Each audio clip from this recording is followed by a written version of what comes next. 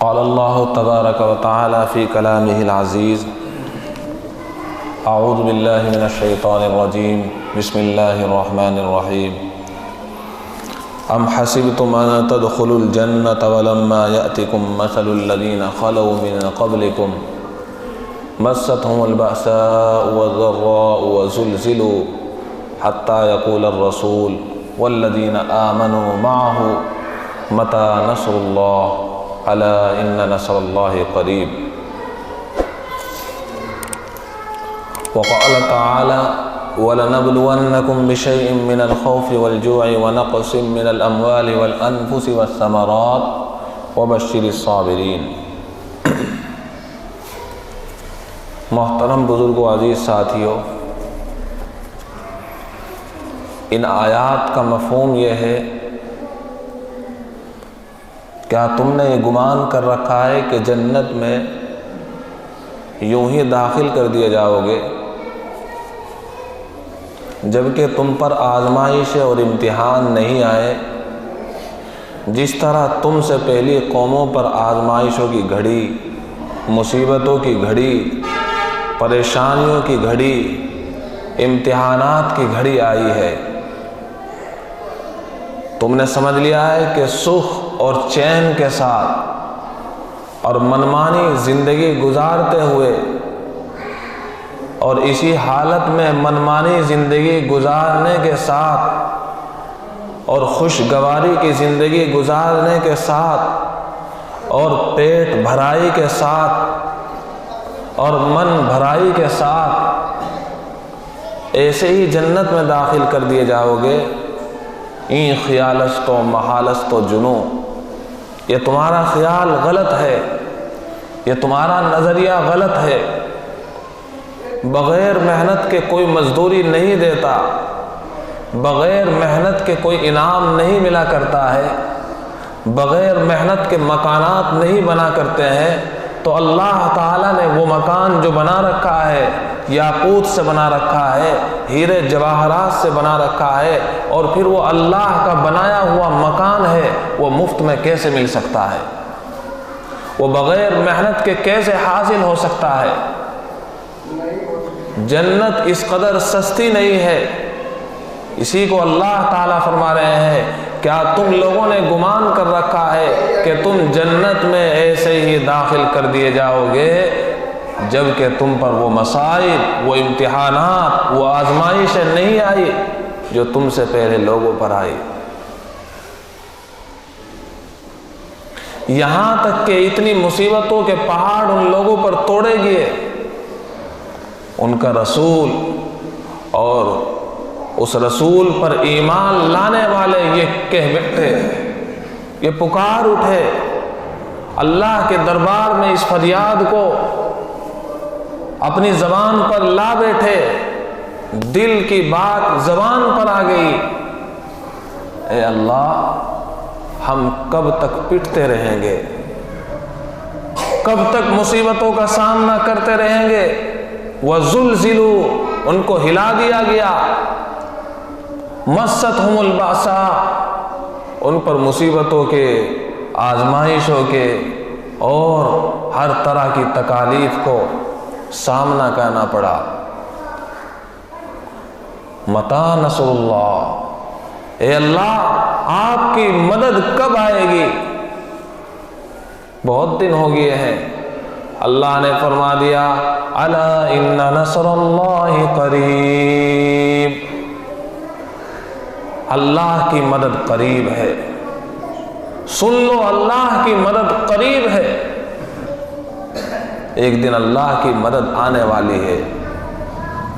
جب اللہ کی مدد آتی ہے تو پھر یہ نہیں دیکھا جاتا ہے کہ دنیا کے اعتبار سے اس کا کیا مقام ہے، دنیاوی اعتبار سے کون سی پاور رکھتا ہے، کون سی طاقت رکھتا ہے، پھر اللہ رب العزت کی مدد آیا کرتی ہے۔ لیکن اللہ کی مدد ایمان پر آتی ہے، اللہ کی مدد کلمے پر آتی ہے، اللہ کی مدد اللہ کی چاہت والی زندگی پر آتی ہے۔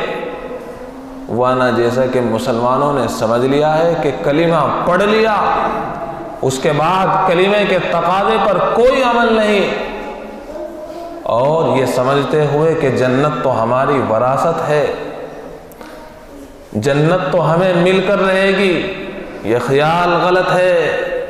اس خیال کو دل سے نکال دینا چاہیے، اس خیال کو زبان پر بھی نہیں لانا چاہیے، بلکہ اللہ سے ڈرتے ڈرتے زندگی گزارنا ہے، اور پھر اس کے بعد یہ کہنا ہے اللہ آپ کی چاہت والی زندگی گزار رہا ہوں، اس کو قبول کر لے۔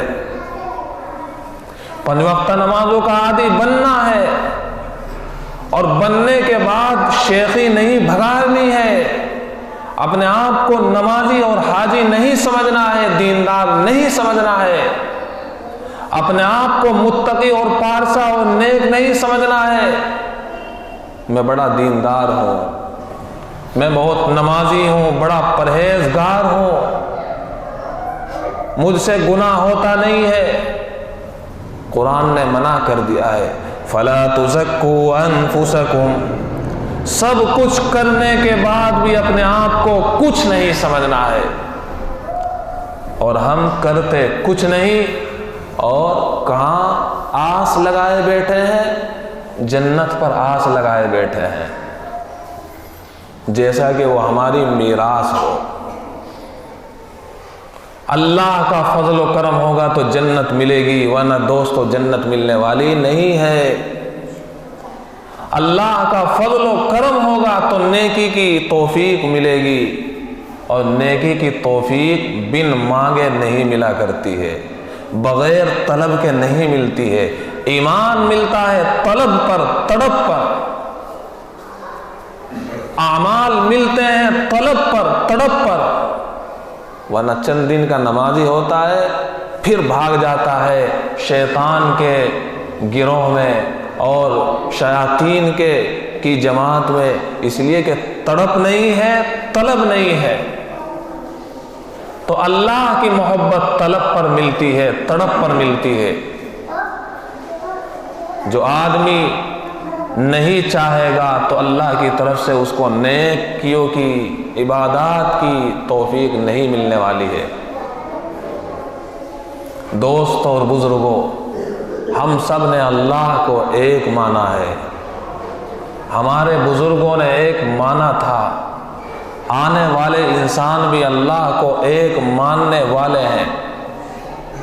ایک دن یہ آئے گا کہ یہ روئے زمین اللہ اللہ کہنے والوں سے بھر جائے گی، ہر گھر سے اللہ اللہ کی آوازیں آنے والی ہے، دجال کا فتنہ ختم ہو جائے گا، یہ مکار، یہ عیاش، یہ بدمعاش، یہ ظلم کہنے والے اس روئے ہستی سے مٹا دیے جائیں گے، صرف اور صرف اللہ کا بول والا ہوگا۔ اللہ ہم سب کا محتاج نہیں ہے، ہم اللہ کے محتاج ہیں۔ ایک بزرگ کو کہا گیا، اللہ کی طرف سے ندا آتی تھی غیبی، ہمیں آپ کی عبادت قبول نہیں۔ ان کے شاگرد نے کہا، ان کے مرید نے کہا، جب اللہ کو آپ کی عبادت قبول نہیں تو پھر اللہ کی اطاعت و فرمانبرداری کرتے کیوں ہو؟ بزرگوں نے کہا، زبان کو بند کر لیجیے، وہ قبول کرے نہ کرے میں اس کا محتاج ہوں، میرا کام ہے بندگی کرنا جیسی میں چاہوں، اور جیسی بھی ٹوٹی پھوٹی مجھ سے ہو سکے گی میں اللہ کی بندگی کرتا رہوں گا، وہ اس کی مرضی ہے، وہ قبول کرتا ہے نہیں کرتا ہے۔ اور سن لے مرید، تو بتا کہ اللہ کے علاوہ وہ کون سا در ہے کہ اس در کو چھوڑ کر میں اس در پر چلا جاؤں؟ اللہ سے محبت کرنے والا کبھی حساب نہیں لگایا کرتا ہے دوستو۔ میں تو اللہ اللہ کہنے والا ہوں، پھر بھی مسلمانوں کو پیٹا جا رہا ہے۔ مسلمان تو اللہ کو ماننے والے ہیں، پھر بھی پیٹا جا رہا ہے۔ مسلمان تو محمد رسول اللہ صلی اللہ علیہ وسلم کے غلام ہیں، پھر امام کیوں نہیں؟ پھر بھی پیٹا جا رہا ہے۔ یہ خیال غلط ہے کیا بلال حبشی کو اللہ کا نام لینے کے باوجود نہیں پیٹا گیا؟ کیا نبیوں پر مصائب نہیں آئے، امتحانات نہیں آئے؟ کیا حضرت یوسف علیہ نبینا علیہ الصلوۃ والسلام جیسا شخص پاک دامن، جس کے ساتھ بے وفائی بھائیوں نے کی، کسی ایرے غیرے نے نہیں بلکہ بھائیوں نے بے وفائی کی ہے، اور یہی نہیں بلکہ اس شخص پر جو بالکل پاک دامن تھا زنا کی تہمت لگا دی گئی، اور یہی نہیں جیل خانے میں ڈال دیا گیا حضرت یوسف علیہ نبینا علیہ الصلوۃ والسلام کو۔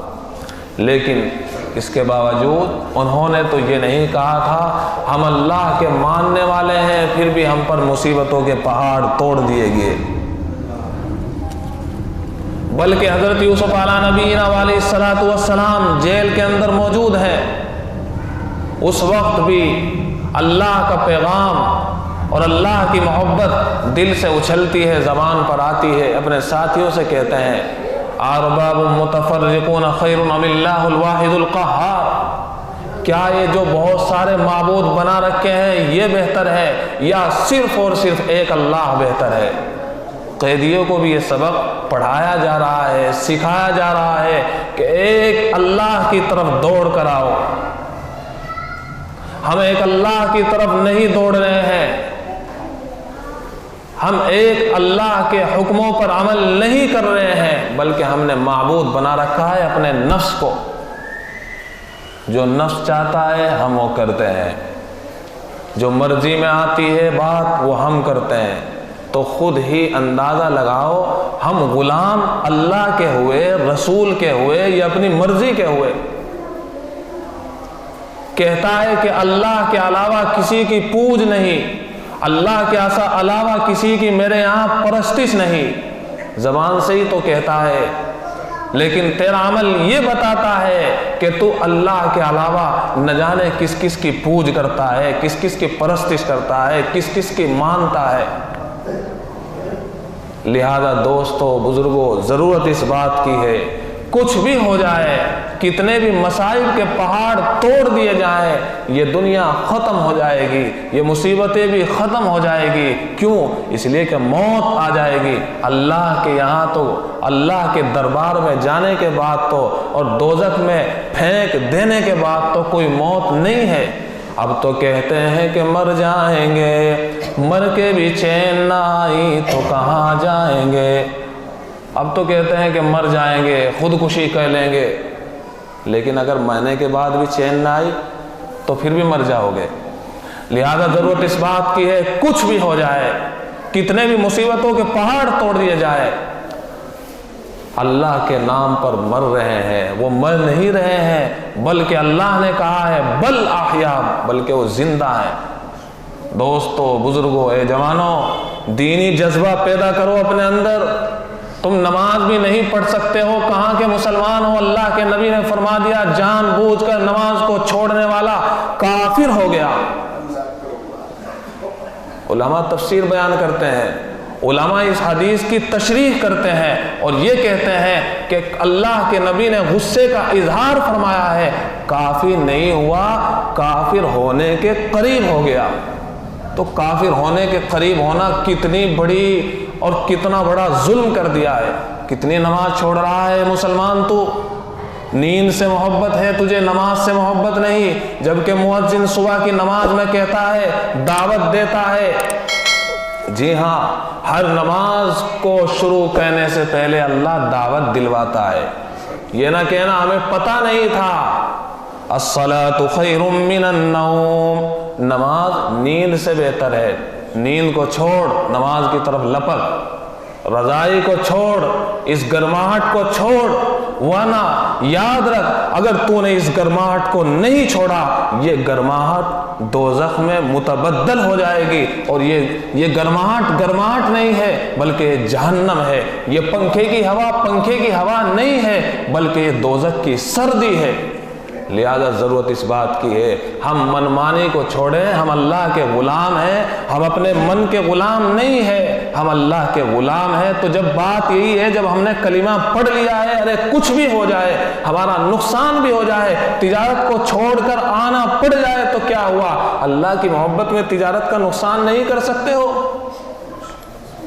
دوستو، اپنے آپ کو سنبھالو، تم خود ہی اپنے آپ کو سنبھال سکتے ہو۔ اگر نہیں سنبھالو گے تو اللہ تعالیٰ مفت میں ہدایت نہیں دیا کرتا ہے۔ اللہ تعالیٰ دل کو دیکھ کر فیصلہ کرتا ہے کہ اس کو نمازی بنانا ہے، اس کو اپنا محب بنانا ہے، اس کو اپنا پیارا بنانا ہے، ورنہ تو اللہ تعالیٰ اپنی دربار سے، اپنی مسجد سے دھکے دے دیا کرتا ہے۔